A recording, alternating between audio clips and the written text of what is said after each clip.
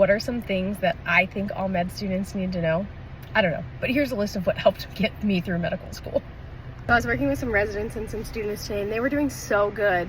And we got into a conversation about what makes a good student. Obviously, do all the things. Be on time, know your patients, research things that you're gonna do in the operating room so that you know what's happening. Just being a part of the team and working hard is probably one of the most important things that you can do. Trying to be aware and available to help without being in the way. And that's a really hard balance. Another tip that was super helpful for me was asking if I could try, right?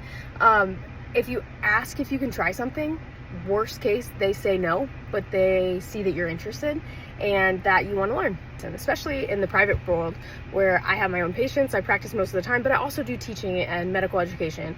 If I don't remember that I'm teaching someone, I'll just do it. Right? If a student that I'm working with or one of my residents says, hey, could I try that this time?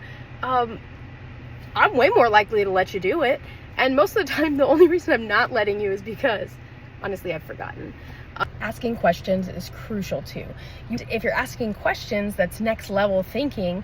It shows that you're understanding not only the basics that you've prepared for this rotation, but that you are taking what you have and applying it. Don't just ask a question to ask a question though, because then you're just in the way. Another thing that always makes a student stand out to me is if I am trying to suture or do something in the operating room and I can't see because the area I'm operating in is dark, but my hands are busy, and someone moves the light to help shine it in that area, that tells me that they're looking where I'm operating. They see that there's an issue and they can fix that.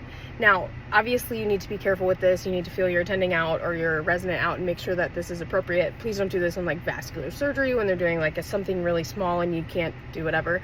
But if I can't see in the dark hole that I'm working in and you fix the light so I can see better, you're gonna stand out.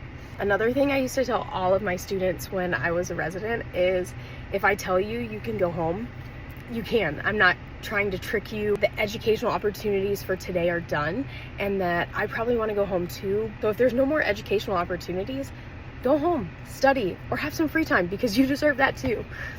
The last thing a medical student can do that is really, really helpful but so undervalued is like the small tasks.